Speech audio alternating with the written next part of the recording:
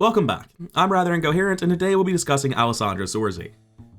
This is going to be one of a couple of investigator discussions I'm going to have where my conclusion's going to be very unsteady. I'm going to show you what I've done with her, why I've done it, why I think it's the strongest thing I can do with her, and then, much like I did with Stella, be like, so what do you think I'm doing wrong? How can I improve my opinion on this investigator? Because Alessandra is a character that clearly has things that are strong for them, and it feels like they could be pushed higher in the tier list, but I can't figure out how to do it. Let's get started with the stat line. With a 3 in head and a 4 in foot, these are almost the best mythos stats available to any rogue in the game. Alongside Zafina, Alessandra's pretty much the only rogue that's not immediately looking at big money to fix the mythos phase, because frankly she just doesn't need well-connected to survive in the way many other rogues do. And obviously there are other tools, it's not just well-connected, but well-connected is far and away the best tool for fixing a bad mythos phase. Alessandra doesn't need it, she has great stats for her defensive stats. She has a 2 in fist, 1 wasted stat point's not a big deal, and a 4 in book, which pretty aggressively puts her into clue finding, or using foot matters, and not so much ever using this fist. She has a 7/7 split in soak, which is great. I do often say soak is good, but really soak in a post in the thick of it world is either something that forces you to have a 5 or something that doesn't. So while 7/7 soak is generally a good split, it's also, for most in the thick of it decks, going to be the same as an 8/6 or a 6/8 split. Her ability starts off with the best possible words. You may take an additional action during your turn. Of course, the stipulation makes it a lot less valuable, which you can only use to parlay. Now, there are a lot of things you can do with parlay. There were a decent number of parlay skills in the game before Alessandra, or parlay events rather, and there are a lot more toys that came out alongside of her. So there is a lot of value to be had here, and it's not like, oh no, you can't parlay, this is a dead skill. Her ability is still valuable, but it's obviously less valuable than a straight action. The question really becomes, how effectively can you make a deck that has consistent access to parlay actions to get value out of this ability, and then just like play a good game on top of it, right? Because if your entire deck just makes sure you get an action every turn, and then doesn't actually do much with your remaining 3 actions, you've created a fairly weak deck. You've got to strike a balance between enabling the ability and just playing the game effectively with your original 3 actions. Her star is a +2. If you succeed, choose a non-elite enemy at your location or a revealed connecting location, automatically evade that enemy. This is niche to useless. I can't say it's blank because it does do something, but it doesn't do anything if there's not an enemy on the board. Well, you're Alessandra. You need parlay, and parlay needs an enemy on the board to be targeted. So realistically, you are expecting to be able to trigger this on an enemy. The bigger issue is that needing parlay doesn't not just necessitate that you have a recursive way to use a parlay action each turn, or an enemy on the board. It also necessitates that you have a way to neuter this enemy. You can do something to make them non-threatening. Because if the enemy's on the board, unevaded, unmitigated, just beating you to death, then this plan doesn't work. So Alessandra is planning for the enemy to be there, yes, but she's also planning to not need this because the enemy's already evaded or incapable of attacking or something that's going to make it not a problem. So there will be rare situations where this has value, especially because you can end up hitting other enemies, not the one that you're specifically trying to parlay with. However, the value is pretty edge case, and it's not a particularly good start. Her deck building rules are exactly what you would expect for her ability: deck size 30, rogue 0 to 5, cards with parlay, literally all of them, and a neutral cards 0 to 5. She also gets 3 copies of her signature and her 1 weakness. Coming over to her signature, it's very, very good, but it also costs 2. And that's going to become important later as we talk about the deck. Beguile is a 2-cost trick event, and it's fast. You can only play it during your turn, attach it to a non-elite enemy at your location. Then as an action, you can parlay them. This will either move the attached enemy to a revealed connecting location, or perform a basic investigate or evade action at its location. So first of all, you can just testlessly move an enemy around with this, which is a solution to enemies. It will cost you an action though, so it's not a great plan to permanently mitigate guys, where you just use this to move one guy every turn with your ability. That's not what you want to use it for, it just has the extra value of being able to do that.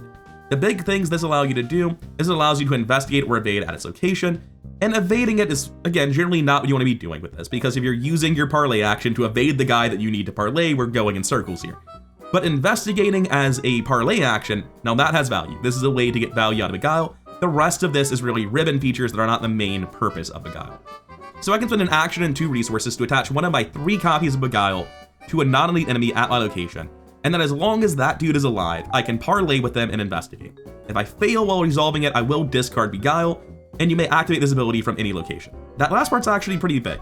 It means that you can attach this to somebody, evade them, leave, and then if they didn't have Hunter, just slowly clear out their location with your bonus action for the rest of the game. So this is really, really valuable. Its main thing is just parlay becomes investigate, but because of all the additional ribbon features that are individually not a huge deal, it actually stacks up to be a pretty good signature and a great way of enabling your ability. It does cost 2 resources. I need to mention that because we're going to keep seeing resource cost stack up as we talk about the deck. I also need to mention Zamacona, which will not be a particularly bad weakness for you, but it will be for somebody.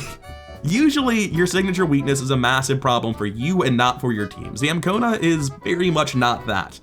They're a 3/3/3 enemy, so moderately chunky. They're elusive, so when someone tries to deal with them, if he lives through the hit, he's going to be running away and wasting your time.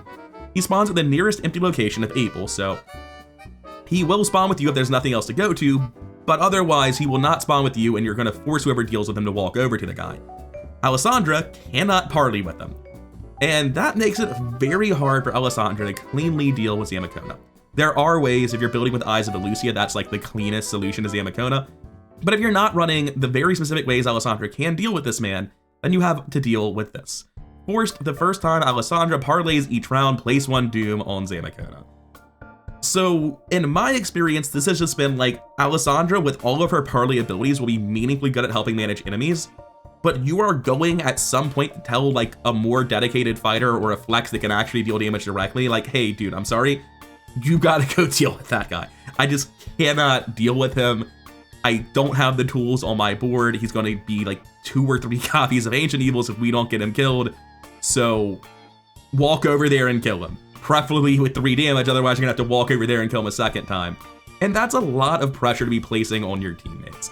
It's not like the worst weakness in the game, there are things way worse than this. But Zamacona is not something Alessandra just cleanly deals with.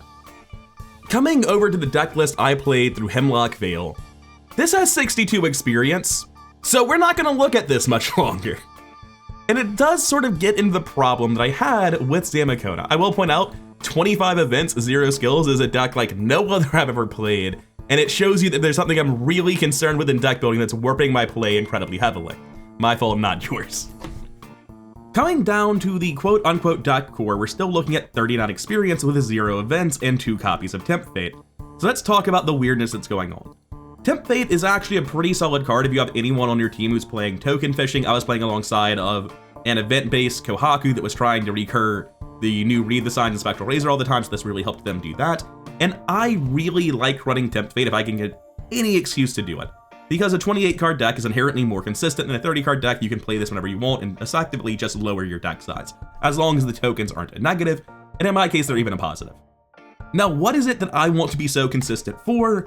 It is Power Word.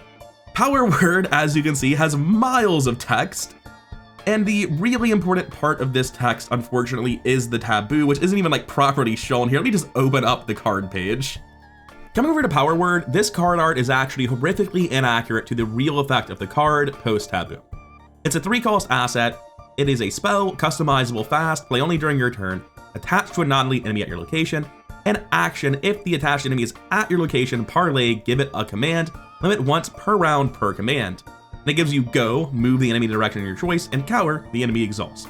That's really good, and then you take customizable things to make it more valuable later. Unfortunately, the taboo makes this tremendously less effective.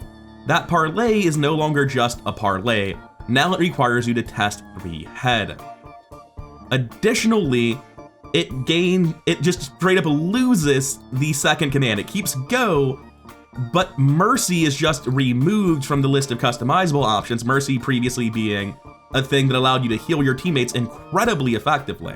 That's just removed. It was one of the best 1-pip customizable uses out there, and now you spend that 1 pip to get Cower back. Now, losing Mercy and having to get Cower, that does hurt the card for sure. The huge thing though is this is a 3-head test that if you're using Power Word, you need to beat every round. Now, coming back to Zamacona, she does have 3 head, and Fine Clothes will lower that to a 1-head test, putting you up 2. which does mean I'm not on my deck list view properly. There we go. Which does mean that you get this to a reasonably passable test. The issue is there are so many scenarios that have like a -3 huge penalty squid, right? There are so many times where having this at up 3 is just really important.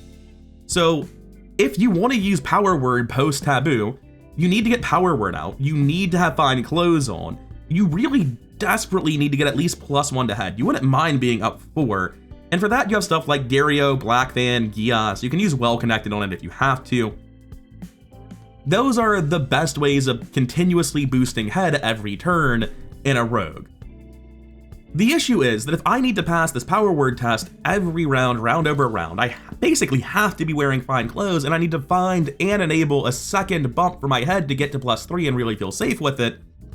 Well, I need to find a lot of things. And something the rest of the deck is looking at Black Market. It's looking at Friends in Low Places, using Trick and Item to find my core cards. With Power Word being a spell, I'm not even getting that. What I am getting is Beguile, I'm getting Grift, I'm getting Snitch. And Snitch is very, very good. It is the parlay version of Shadowlight. It's a great card, but it also costs 2 experience. And we haven't even covered the fact that Power Word will be running me 10 experience. We haven't covered what it actually does, because coming back to Power Word, this card doesn't do anything, right? I'm doing a 3-head test to make the enemy exhaust itself. So coming down to the pips you can spend on it, Thrice Spoken gives you a 3rd copy of Power Word in your deck. When you give a command using 1 copy, also give that command to each other enemy with 1 of your copies of Power Word attached. So we're actually looking for all 3 copies of Power Word, not just 1 of them. Because 1 Power Word is okay, 2 is twice as good, and 3 is thrice as good, straight up incredible.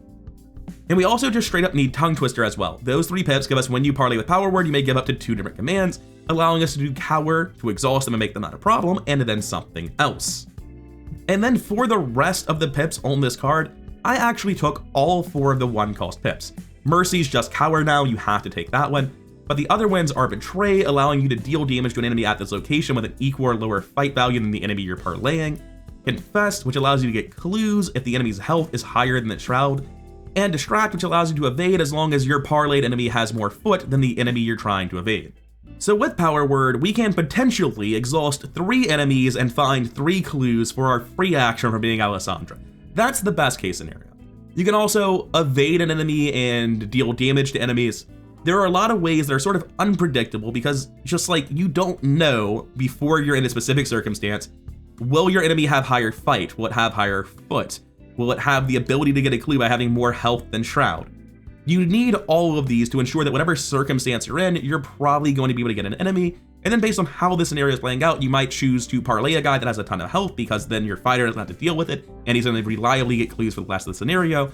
Or you might be like, oh man, there's a lot of dudes here. This one guy has really high foot. I'll take him off of my fighter and that way I can evade somebody for the rest of the game pretty much automatically. Power Word's really unpredictable in how you use it, but it is going to give you a ton of value if you can use it. It's also the best recursive parlay available in the game. And to me, that means when I'm playing Alessandra, I'm really trying to optimize a Power Word deck. But I can't really talk about this deck very much because if I think Power Word's super core and I really desperately need to find the Power Word, but I'm also running Black Van and Gias and we're at 39 experience and there's like nothing in the deck that's an easy cut, well, this is why I'm saying I need help with Alessandra. I've mentioned this in another video at some point. I was like, if I think the core of the deck's 39 experience, then I must be doing something wrong. But very much with Alessandra, that's how I feel. You need to find all your copies of Power Word, or at least more than one of them. You need to find the head pumps to make this a reliably passable test. And at that point, you have such an incentive for so many high experience draw cards and big money that the final EXP cost, with only like 1 card outside of Power Word that's even really related to Alessandra, we're at 39. So going down to an even more stripped down deck at 31, we're still looking outrageously expensive, and we've actually added some more experience to the deck with lockpicks.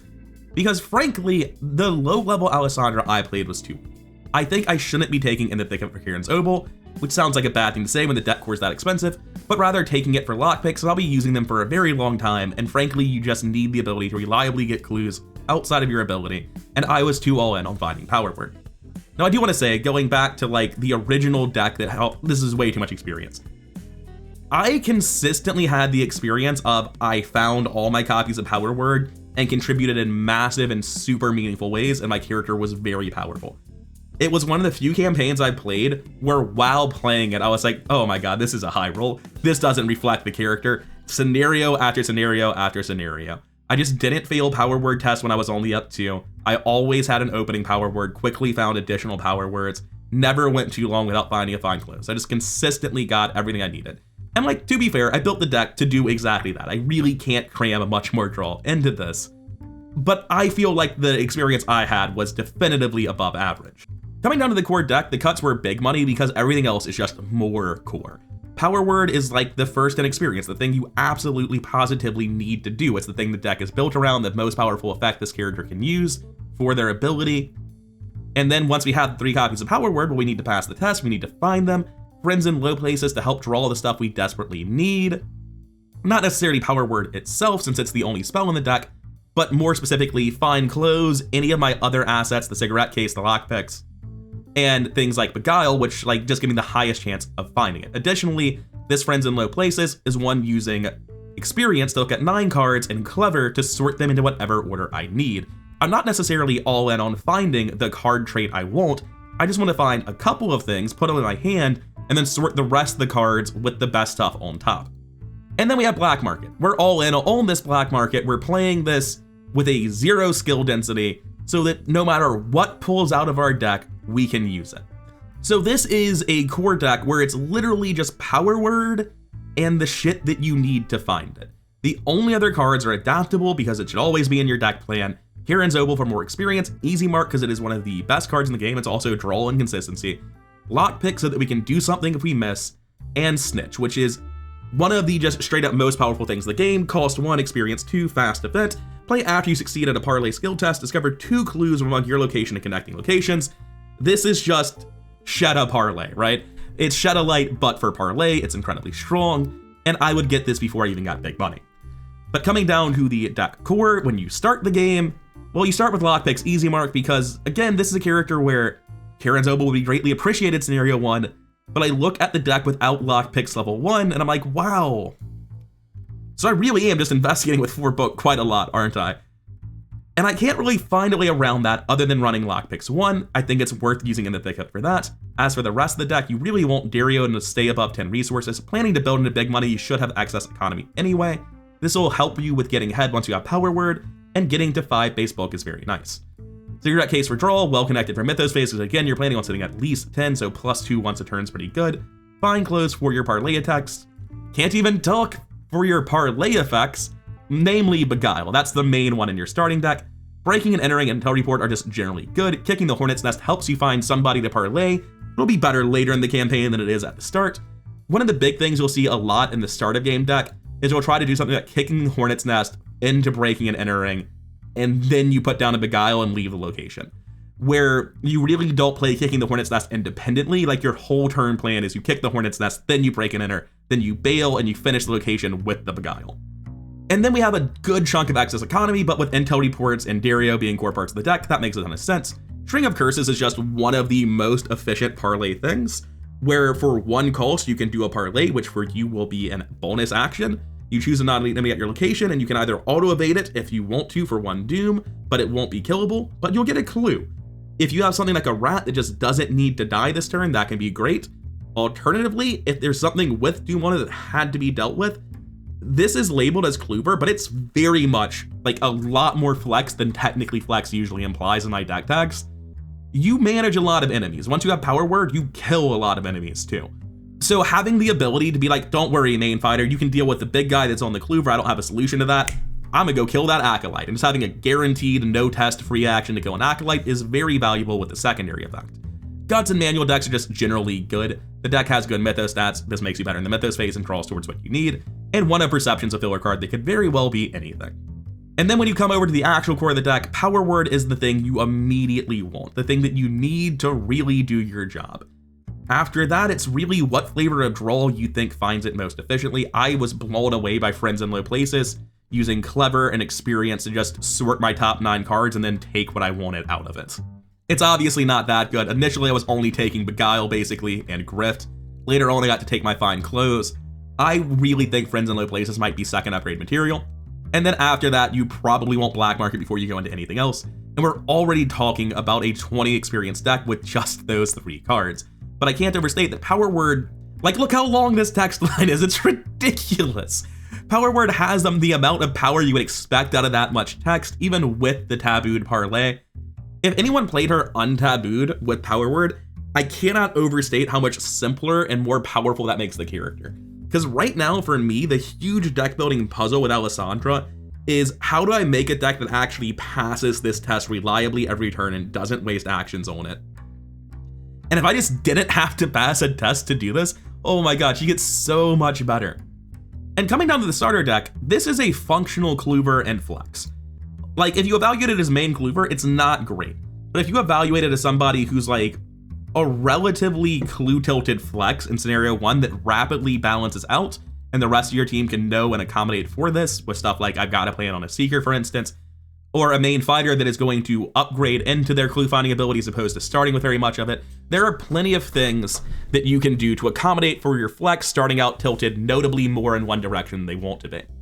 So I think it's important that even though I'm still using my old deck tag of technically Flex, this is very much a Flex character that's heavily clue tilted, not the other way around.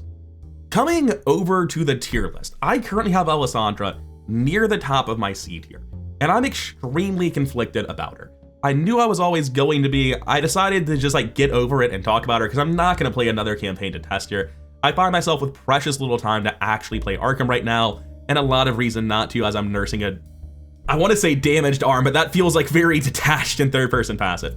I've only mentioned it in Discord, I have ulnar nerve entrapment in my left arm. I don't really want to play a lot of Arkham right now, just because anything that involves using my keyboard more than I have to puts strain on the arm, and nerve damage, baby it, don't stress it, blah, blah, blah. Doesn't matter, neither here nor there. But because I don't have a ton of time to play Arkham, I know I'm not going to get around to replaying Alessandra. So I want to talk about her now and explain like all of my qualms with her, which largely come down to it's really hard to find anything other than Power Word that lets you recursively consistently parlay turn after turn for great effect. And when you're using Power Word, you have to solve the problem of passing that head test every round, which no matter how you go about it, requires you to cram a ton of draw into your deck to find the ways to pass that head test and the Power Words themselves. And despite all of these deck building problems, I think I'm criminally underrating her right now. I think if I'd gotten worse variants when playing her, I wouldn't be putting her in C tier. Because the character I played's probably like up here around Parallel Zoe and the bottom of A tier. So for now, I'm gonna move her to the top of B tier. She's gonna move down a lot. I know that I got lucky playing her, and I can look at all the deck building problems and how unlikely my draws were, and tell that, yeah, I shouldn't just always be able to guaranteed get 2 Power Words the first 3 turns while easily passing the checks right off the bat. But that doesn't mean it should have been bad by any capacity. And that's also not fair, because characters like Silas and Kohaku are at the top of C tier. Just gonna move Leo up a couple of spots real quick. I'll talk more about Leo in his video. It's just been bothering me how low in C tier he is for a while. But these characters in the top of C tier are good characters. They easily beat the campaigns they're in. So the fact that I think Alessandra should pretty easily beat a campaign doesn't necessarily mean she's far above C tier. I'm gonna drop her down to under Mandy. Mandy's pure clue focus. She's much better at finding clues than Alessandra, much worse, at least the way I see her built, as a flex than Alessandra.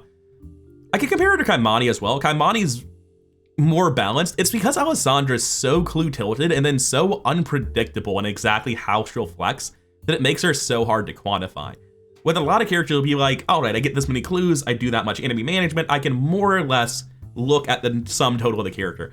With Alessandra and the way Power Word works, where you can only trip if you have a guy with more foot, only deal damage if you have a guy with more fist, and only find clues if you have a guy with more health than Shroud, Alessandra becomes very scenario dependent and also pilot dependent on exactly what she's going to do. But she's going to do something and it's going to matter.